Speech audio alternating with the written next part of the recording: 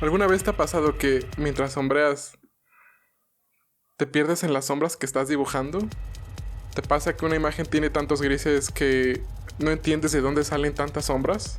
¿O de plano no tienes idea ni por dónde empezar? Deberías de detenerte un poco y ver este video para aprender cómo ponerle sombra a tus dibujos.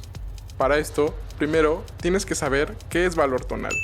Se refiere a qué tan claro o oscuro es un color.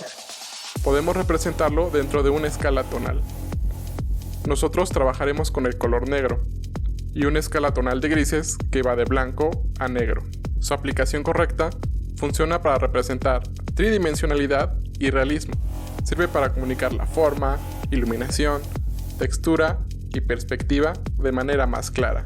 Es una habilidad que podemos desarrollar a través de la observación, porque podemos entender cómo se comporta la iluminación en la naturaleza. Por ejemplo, cuando una fuente de luz ilumina una forma con variaciones en su superficie, que hay en los cambios sobre la superficie, creando lo que nosotros vemos como cambios en el valor tonal. Los cambios en la forma son comunicados a través de cambios en los valores tonales. Siempre que el valor tonal cambia, el cerebro registra cambios en la forma. Seguramente esta era la manera en la que trabajabas las sombras en tus dibujos.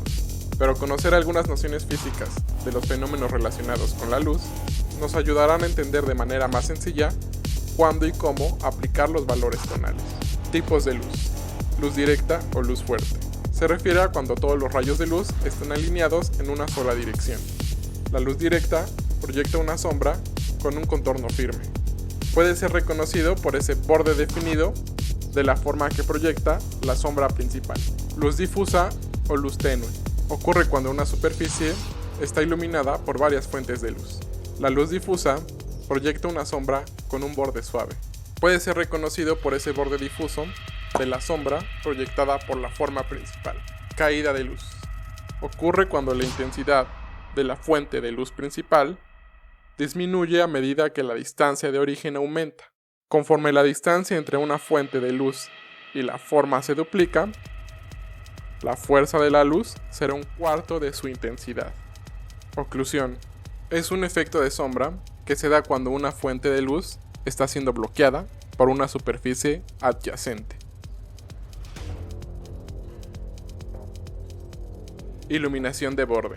Si quieres enfatizar la silueta de un objeto, sin dibujar una línea que delimite su contorno exterior, ya que esto puede afectar su realismo, trata agregando un borde iluminado. Esta técnica cumple con el mismo objetivo que una línea de contorno, pero solo usando valor tonal. Luz media.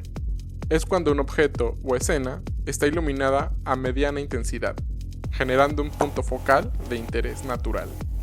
Luz reflejada. Comúnmente conocida como luz de rebote o luz de relleno, es la luz que se refleja o rebota de una superficie iluminando a otra. Rayos solares. Básicamente ocurren dos fenómenos al mismo tiempo. Son pequeñas áreas de la atmósfera que son iluminadas por el sol. Al mismo tiempo, son los bordes en las sombras proyectadas de las nubes. Son más visibles cuando el sol está detrás del objeto. Perspectiva atmosférica. Es el efecto que ocurre cuando una escena pierde contraste y saturación en sus valores, cuando nos alejamos más y más de esta. El efecto es mayor en el horizonte, porque hay más atmósfera entre nosotros y esta. Con esta información puedes identificar qué tipo de sombras hay en tu referencia, porque hablar de distintos tipos de luz es en realidad hablar de distintos tipos de sombras.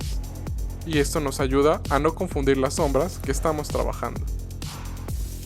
Además que conocer los distintos tipos de luz, también nos ayuda a saber con cuáles sombras podemos empezar nuestro dibujo. Hasta el momento, con el fundamento de estructura, usábamos solo siluetas y contornos cruzados para representar una imagen. El siguiente paso para construir nuestros dibujos será sumar sombras proyectadas. Estas son integrales para crear la ilusión de profundidad, y es importante entender el concepto básico de su construcción, antes de comenzar a aplicar más valores tonales.